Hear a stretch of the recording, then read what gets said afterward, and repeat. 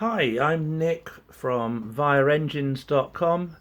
It's going to be a brief video to show you how to change the metering diaphragm, which is like the float in these tillotsons fitted to the Vire 7s and almost all of the Vire 6s as well, but not the 12.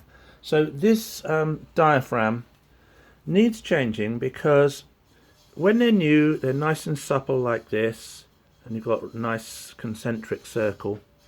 When they are old, they get stiff, and that won't meter the fuel properly. I'll give you a couple of examples here. These are ones I've just taken out of a couple, and you'll see this is stiff like cardboard. Although it's got a concentric ring, there's no rubberiness left in this.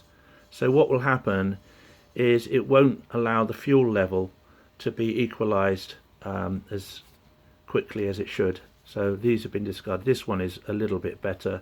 It's got a bit of flexibility, but it's starting to go stiff. That will affect the tuning of the carb and the reliability, because if you haven't got the right mixture, then you will get the plug fouled, lose power, or at worst you won't be able to start it, or there will be a fuel leak, because this little dimple controls inside the carburetor the fuel valve. Now you can fit these, they're on vireengines.com, you can buy them on their own, they're quite inexpensive. I'd always have a spare one on my boat, because if this tears a hole or fails, your engine is not really going to run. So it's like a vital spare, just like spark plugs and contact breakers and maybe an impeller that you should have on the boat. So I only use and supply tillotson original parts from me, and I'm going to show you how to fit this. In this situation, I've removed the carburetor from the engine so that I can work on it, and you won't be able to get these screws undone unless you remove the carb. It's these 1, 2, 3, 4, 5, 6 screws that need to be removed, and then the whole bottom slips off, and this diaphragm sits here. It's the second highest part in the carburetor. There's a little circular gasket above it. Just remember that. It's the second highest, not the highest part. Now, the quickest way to remove these carbs is, first of all, so it's on the engine, if you've got the engine cylinder like this, is unscrew the throttle linkage, and you can slide off your lever, which means you can leave all of the Morse connected and the brackets connected too, and it's easier to get this 10mm nut on this side undone. Disconnect the fuel, make sure you put something in the end of the fuel hose so you're not losing petrol into the boat, and then disconnect your choke linkage, which you might find easier from the top if it's an S-shaped crank, and finally this nut here. You'll catch the nuts in your hand or put a towel underneath the engine before you start, because those nuts have a lovely habit of dropping out into the bilges when they come off. So you've got the carburetor off now. You're going to need to put it upside down. For my purposes, I've got a vise here and a rag to protect the ends, and all I do is I'll make sure that that choke flap is not going to get hurt by the vise by closing the choke, and I can slip that in the vise quite securely. And then I'm going to take this central screw out because it's obstructing one of the 6 service screws, so that's now loose. Then I'm going to take out the 6 screws. I'm using a power screwdriver. They've got one of 2 types. They're either a flat bladed screwdriver like this, or you have on the later models, a torx bit. An Allen key won't quite fit. These are hexagonal with a bit of a flute in them, and the number of this bit is a T20. So if you've got the later type carbs with the star shaped screws, you need a T20 bit, otherwise it's just a normal screwdriver bit. So here we go, let's take these out, and I promise you I haven't taken this apart before. So there's one, lay them out there, and I'm just going to show you the quick way if this is all you want to do, but when I do it professionally, any sign of corrosion or lack of care, I will clean the insides and out. But you may have a perfectly good carb, no problems at all. You just want to change the diaphragm as quickly as possible. This one's a bit stiff. Let's try that one. So I've got a stiff screw here. Let's just put my torque up. There she goes. Right, so that's all 6 screws out. Now you'll find there is on the choke side a series of dimples for screwdrivers. I'll just zoom in on that for you. Let's get you here. Right. So if you look here, there's 2 gaps you can put the screwdriver in, and the lower one will lift off everything you need in one lump. So you just twist the screwdriver, it will break the seal with the gasket because it's been on there a few years, obviously they get sticky, and then just carefully lift it off. You don't want to break these gaskets. If you've just bought this diaphragm, you're going to need to reuse the gaskets. So if they get caught, use a Stanley blade to ease them off, and that way you can reuse the gaskets. So the way this has come off, so we've got the diaphragm cover here, and next to that is the diaphragm itself, and then under that is a gasket. So you need to peel the diaphragm, which is thin rubber, off of the diaphragm gasket. So if I just put that down for a minute, and then I'm going to find an edge, roll it up, and hopefully I can peel this off. Let me get my magnifying specs on. I'm a little bit long sighted, so here I'll roll this edge. I prefer to leave the circular gasket in place, you see. So I've just started that. It's a bit like opening a meat packet from the fridge of the supermarket, or you've got to peel it back and watch these 3 alloy screws. That's where it will get hung up, and this is really stuck to this, unfortunately.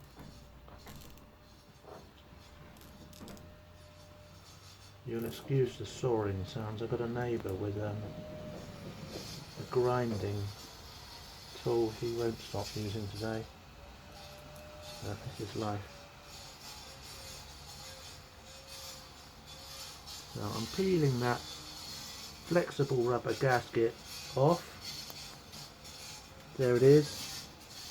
It's stiff and useless. If there's any other fragments, I'll clear those. I've got my little Stanley knife, so there's just one little bit there. That's it. Okay, now that looks fairly clean inside, but I'm just going to check with the straight edge of this Stanley blade. It's perfect for running it along the top of your lever. It's just a quick check while you're in here that that lever is flush with the base of the carburettor, and if you can see air or this is raised, you need to bend this so that when it's resting it's flat with the floor of this carb, which is obviously upside down at the moment, but that needs to be flashed, otherwise the level of fuel in the carburettor will be wrong. So we've got the old gasket off. Basically you've got the circular gasket here, which is important because it adds about 1 millimeter, and you have the dimple side down so that it will operate on that fuel valve. That's all flat, it's over the 3 holes, and then you replace this. I'm not happy with this because it's got some grit in it, but for the purposes of this video, if you imagine that was clean, we just put that back on, and then you have your 6 screws. I always clean these screws up and put grease on them, but I'm just showing you, if this was your clean carburettor on the boat, what you need to unscrew and do up. Right. So now I'm putting the screws back in.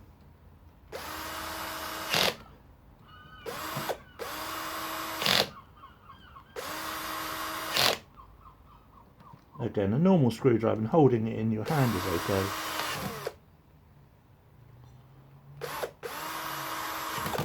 And of course, you never leave it, you always go back to the first one and check it's all tight then, equally.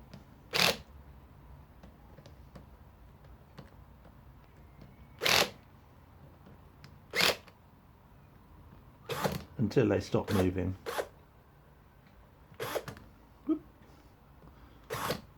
Okay, that's fine.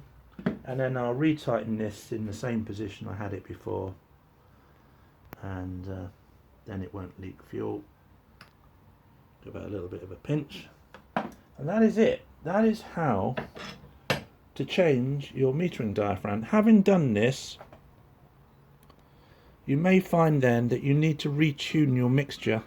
If it's been distorted and stiff for a long time, and now you put in the correct diaphragm, or you've changed the angle of that lever that was bent and now you've got it right, you'll need to retune the mixtures.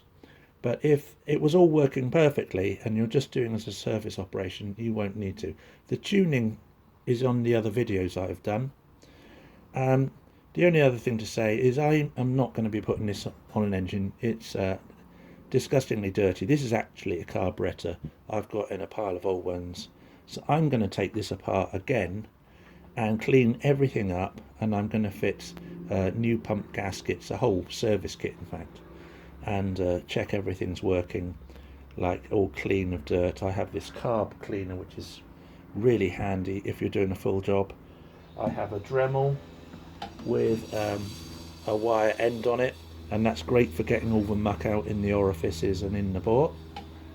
I will also be doing a nice little trick where you take out the adjustment screw for the slow mix. You have the choke open, you have this throttle open, and if you squirt your carb cleaner in here, you have to look with magnifying spectacles and check it's got 1, 2, 3. You can't see that in the video, but 1, 2, 3 jets going upwards. 2 go up and 1 goes 45 degrees back. If not, the carb won't start and idle perfectly, and you need to remove this Welsh plug inside, clean out the things and check nobody's ruined the jets. Or you can clear it with a piece of wire if it's just superficial. And I just clean everything up. So that's what I'm going to do. But that will go back onto the engine if that's all you did was change your diaphragm. And it's the reverse procedure for fitting. So you'd put it on, you'd put your 2 nuts on, put them on both loose at first and then tighter. Then when you've done that, you can reattach your throttle lever. There's the crankcase pressure pipe which goes on here to the crankcase. There's your fuel pipe, and finally there's your choke lever, which will be a wire or a cable, depends on your style. On the modern carburettors, they have a longer lever here which operates between 0 degrees and 90, but on these older models they go from about -45 to +45, which is closed. So those are the differences. So I hope you found that useful. Basically, you need to change your diaphragm every 4 to 10 years. And what's involved is remove the carburettors. You've got the 6 screws underneath.